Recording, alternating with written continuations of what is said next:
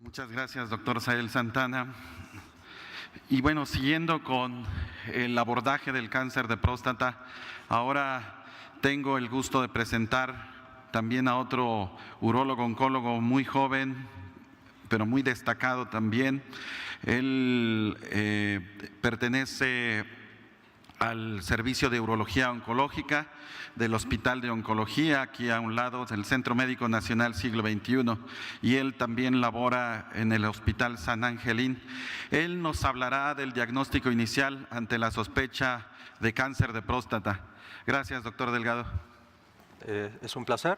Pues vamos a abordar el tema del diagnóstico inicial ante la sospecha de cáncer de próstata, y parte de lo que voy a mencionar también coincide con lo que mencionó el doctor Sael en la plática anterior. En referencia al contenido, pues el abordaje inicial, hablar de biopsias, hablar de interpretación del Gleason y el manejo de acuerdo al riesgo del paciente.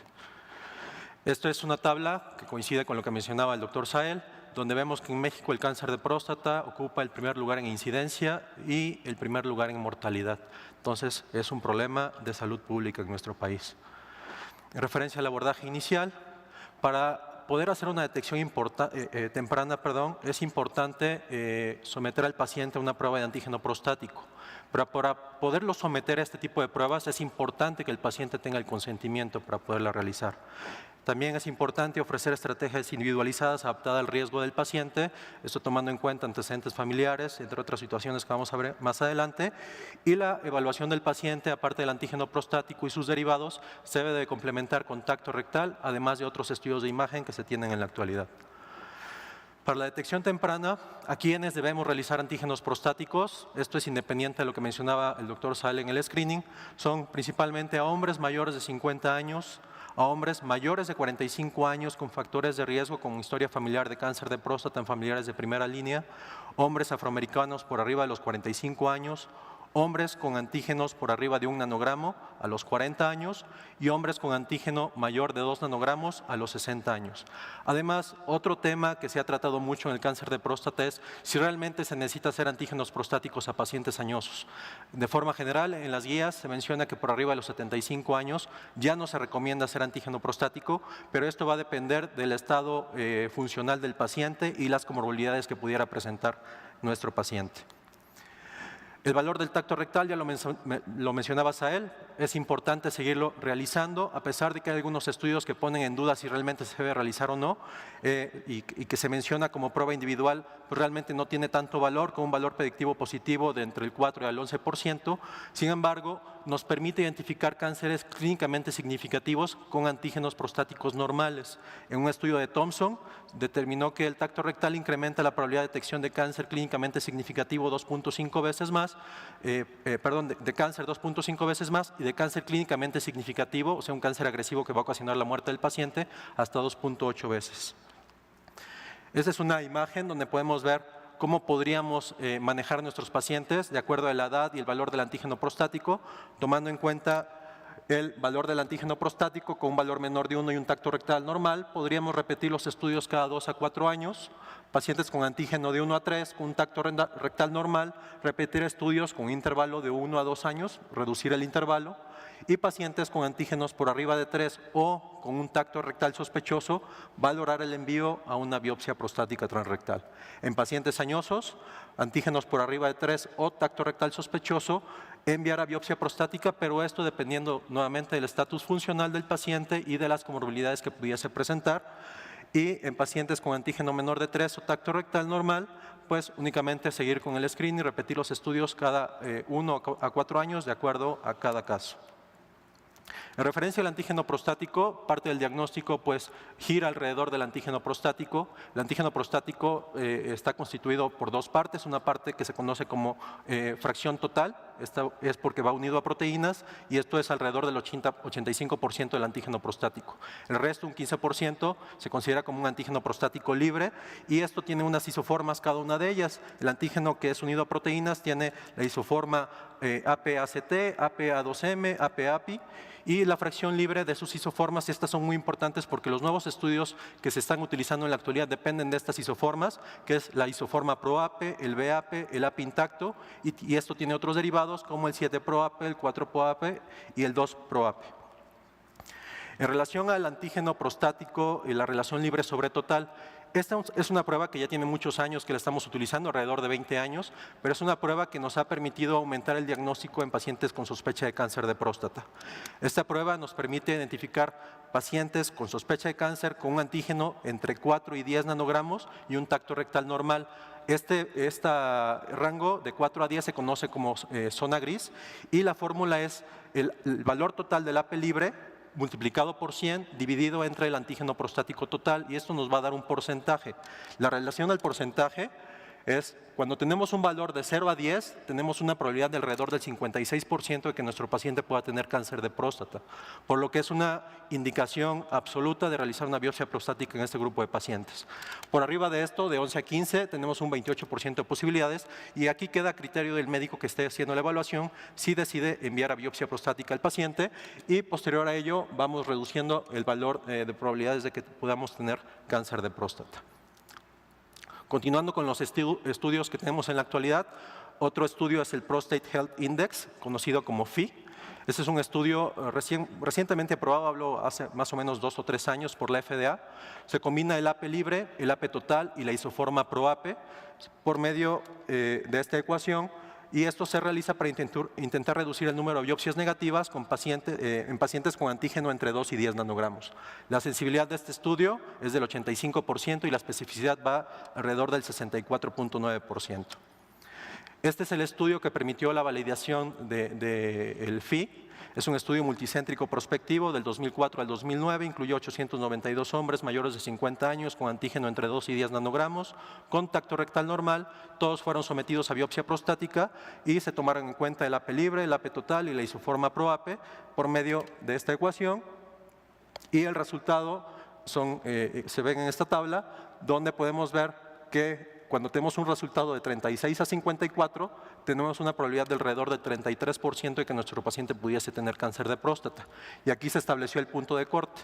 Por arriba de 35 hay mayor probabilidad de que nuestro paciente pueda tener cáncer de próstata. Y si vemos un resultado mucho mayor, pues tenemos más de 50% de posibilidades de que pudiéramos diagnosticar un cáncer de próstata. Otro de los estudios es el 4K Score, ya lo mencionó previamente el doctor Santana. Es un estudio también muy reciente, es un algoritmo diagnóstico que incluye variables como el antígeno prostático total, la fracción libre, el AP intacto, la calicreína humana 2. También tenemos que incluir el tacto rectal, si tiene historia previa de biopsia o no, y la edad del paciente. Esto nos permite identificar la probabilidad de diagnosticar un cáncer de próstata de alto grado clínicamente significativo, y aquí se refiere que el paciente pueda tener un Gleason por arriba de 7 que pueda causarle la muerte, y la necesidad, sí o no, de realizar una biopsia prostática.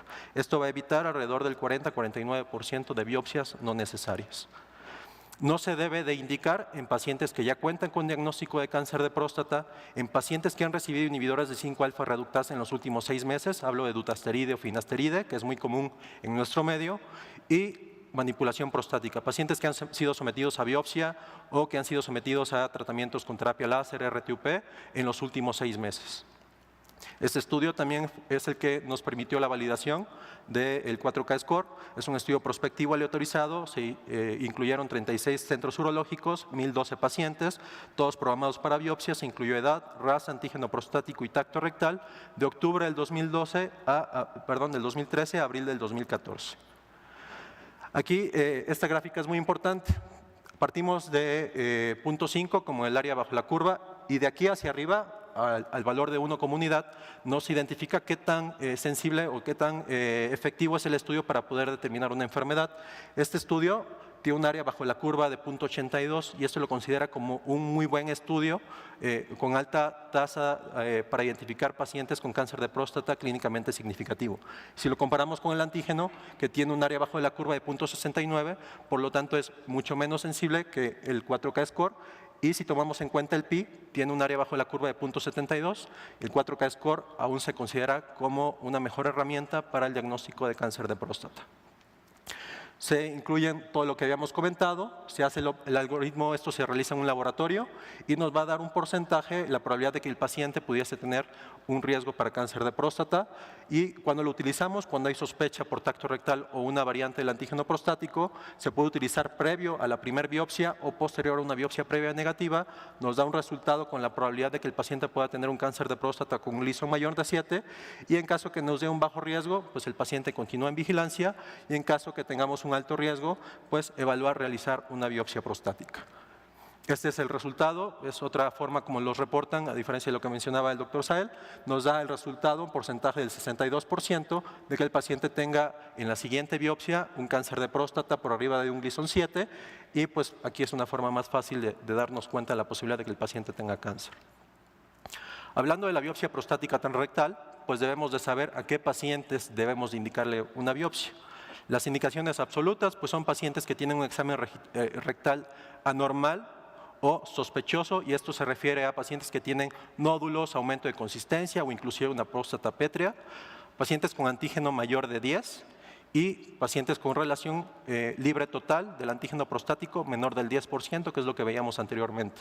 Se ha intentado incluir el Phi, que es lo que vimos anteriormente, mayor de 35, y el 4K score con un porcentaje elevado. Se recomienda siempre que se envíe a realizar una biopsia prostática que se realice con técnica de cestantes y tomar 12 cilindros. En la actualidad se pueden agregar por medio de otros estudios como la resonancia magnética multiparamétrica, realizar una biopsia dirigida de alguna zona sospechosa, pero esto, a pesar de todos los estudios que se encuentran en la actualidad, no ha sido validado en las guías internacionales, pero sí puede ser una recomendación general. Existe controversia si utilizamos o no la resonancia multiparamétrica, y se conoce así porque consiste en varios parámetros que identifican desde anatómicamente la próstata, alguna lesión sospechosa, la difusión de los protones, del agua en las células, o algunas concentraciones de creatina y de citrato en las células, para determinar el riesgo de que el paciente pudiera tener cáncer de próstata mediante imagen. Este es un estudio llamado PROMIS, que se realizó en Gran Bretaña. Se incluyeron 576 pacientes con antígeno prostático elevado por arriba de 15, sin biopsia previa.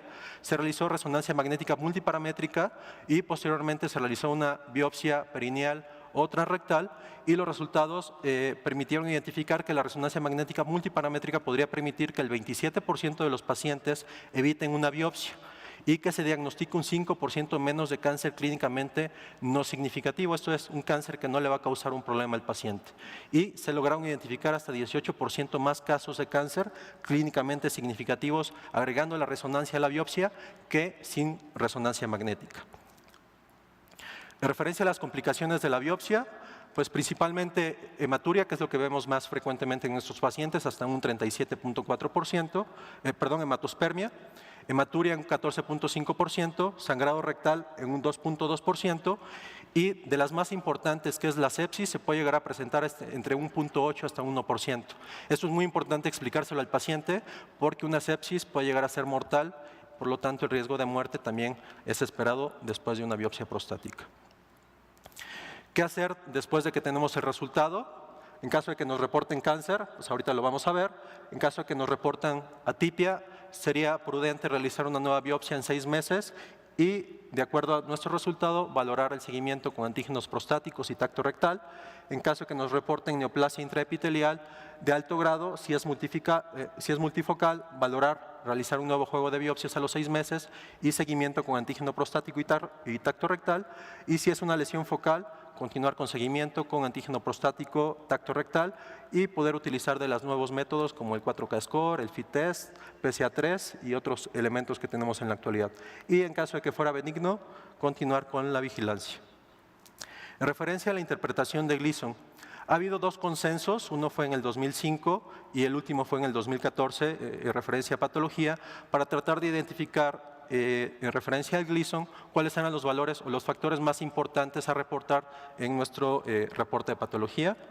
De forma general, de lo más importante fue que en este último consenso, en el 2014, se incluyó un grado por grupos. En esta tabla podemos observar, se incluyó desde el 1 hasta el 5, siendo 1 para Gleason grado 6, 2 para Gleason grado 7 y 3 si verán Gleason grado 7, pero la diferencia es que para el grado 2, el Gleason 7 es la suma de 3 más 4, y en grado 3 es 4 más 3.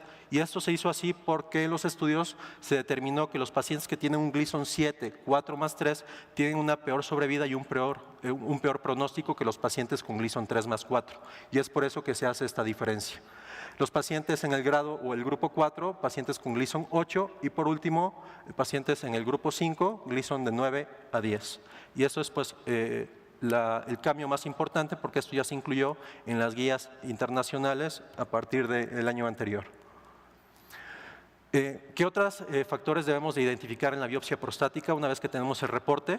Si hay otras variantes como el carcinoma intraductal, si hay invasión linfovascular, si hay invasión perineural, si el sitio y la localización del cáncer, el número de cilindros afectados, el porcentaje de cilindros afectados y si existe o no extensión extraprostática. Y estos son muy importantes porque son factores pronósticos independientes para nuestro paciente. Entonces es muy importante poderlos identificar y siempre solicitarlos a nuestro patólogo. En relación al manejo de acuerdo al riesgo, primero, pues debemos recordar el TNM, muchos lo conocemos, solo para recordar, T1 en general son pacientes que no tienen enfermedad palpable al momento de realizar tacto rectal, T2 cuando ya hay enfermedad palpable, T2A cuando involucra la mitad de un lóbulo o menos de la mitad, T2B cuando incluye la mitad de un lóbulo y T2C cuando incluye ambos lóbulos.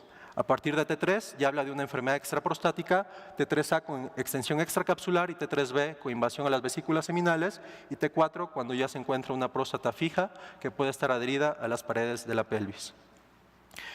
¿Y a qué pacientes necesitamos realizarle estudios de extensión? Y esto es muy importante porque muchos pacientes cuando llegan a nuestra consulta llegan con muchos estudios o llegan sin ningún estudio.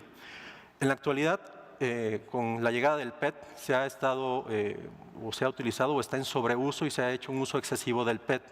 El PET-CT no es parte de los estudios iniciales para un paciente con cáncer de próstata y esto es muy importante comentarlo. Además de que no se debe utilizar regularmente el FDG, existen otros marcadores precisos para el cáncer de próstata.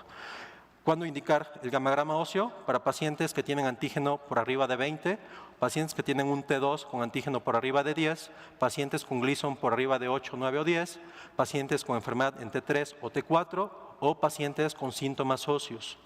¿Cuándo indicar tomografía? Pacientes con enfermedad en T3 o T4, pacientes con enfermedad en T1 o en T2 o cuando realizamos el normograma. Existen normogramas como el normograma de Partin que nos dan una probabilidad de que el paciente pueda tener enfermedad ganglionar. Cuando este es por arriba del 2% es cuando debemos, del 10% es cuando debemos de realizar una tomografía.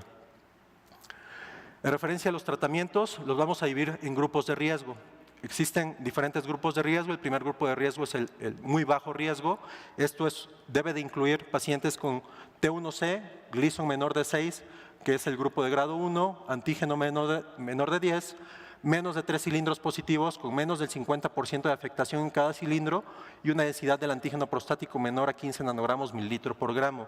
Todos estos factores deben de estar presentes para que podamos incluir al paciente en el grupo de muy bajo riesgo.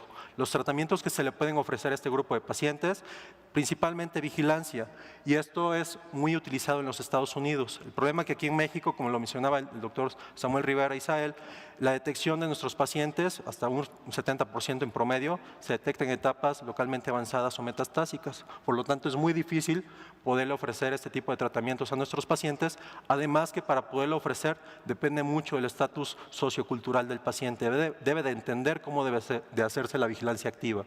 También la radioterapia es una opción de tratamiento y la prostatectomía radical y se puede realizar linfadenectomía siempre y cuando la probabilidad de que tenga invasión a ganglios sea por arriba del 2%. Pacientes que tienen una expectativa de vida menor a 20 años se le puede ofrecer observación, menor de 10 años se le puede ofrecer observación y hay un estudio, el estudio PROTEC, aquí se trató de comparar qué era mejor tratamiento para cada paciente, compararon radioterapia versus prostatectomía radical y se determinó que no había diferencia en la sobrevida global con ninguno de los dos tratamientos y cualquiera de los dos que se pueda elegir va a tener muy buena respuesta para nuestros pacientes. El segundo grupo es el grupo de bajo riesgo, son pacientes con T1, T2A, Gleason menor de 6, grupo de grado 1 y antígeno menor de 10.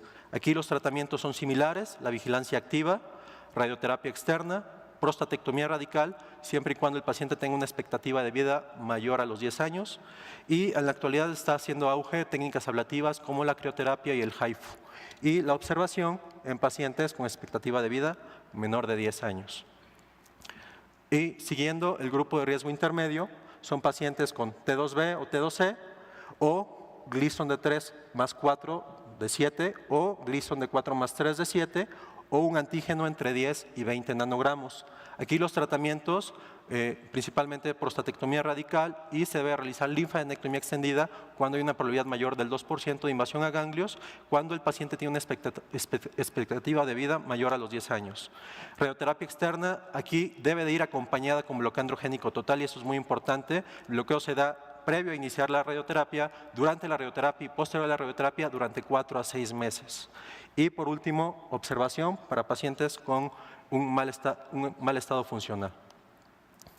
Para el grupo de riesgo alto, son pacientes con T3A o Gleason de 8 o Gleason de 9 a 10 o un antígeno mayor de 20. Aquí los tratamientos, como categoría 1, se menciona la radioterapia más bloqueo androgénico total. Aquí debe de ir acompañada con el bloqueo androgénico total de 2 a 3 años. Y es muy importante que nosotros como médicos de primer contacto lo sepamos, porque finalmente a veces somos los que estamos dando el tratamiento con el bloqueo al paciente. La radioterapia externa más braquiterapia también es una opción, acompañada del bloqueo androgénico total, y la prostatectomía radical más linfadenectomía pélvica extendida también puede ser una opción de tratamiento para nuestros pacientes. El grupo de riesgo muy alto, aquí ya se considera un paciente con enfermedad localmente avanzada, son pacientes con T3B a T4, Gleason primario de 5 y más de 4 cilindros con Gleason de 8 a 10, que esto pertenece al grado 4 o 5. Los tratamientos, nuevamente, la radioterapia ocupa el primer lugar, puede ser con braquiterapia, y la prostatectomía radical también ocupa un lugar en este grupo de pacientes. Sin embargo, debemos estar seguros que no hay evidencia de que la próstata se encuentra fija a la pelvis, y principalmente lo podemos ocupar en pacientes sanos. En referencia a la enfermedad regional, son pacientes de T1 a T4 con enfermedad ganglionar. Aquí todavía podemos utilizar tratamiento con radioterapia acompañado de bloqueo androgénico total, y esto se conoce como enfermedad oligometastásica, o en pacientes que no se consideran candidatos a ningún tratamiento, podemos utilizar únicamente el bloqueo androgénico total. Y por último, la enfermedad metastásica, es cuando ya encontramos enfermedad metastásica en nuestros pacientes, ya sea ósea o ganglionar, fuera de los límites pélvicos, y el tratamiento que se recomienda es únicamente bloqueo androgénico total. En referencia a las conclusiones, necesitamos saber cómo identificar a nuestros pacientes, cuáles son candidatos a realizar el antígeno prostático total. Debemos tomar en cuenta los factores de riesgo como los antecedentes familiares, la edad del paciente, la condición médica de nuestro paciente y la preferencia de cada paciente para cada tratamiento. En la actualidad se han desarrollado nuevos estudios, como los que vimos anteriormente, además de la resonancia multiparamétrica, y debemos de echar mano de estos estudios para poder apoyar el hecho de realizar una biopsia prostática y el diagnóstico en pacientes con cáncer de próstata. Muchas gracias.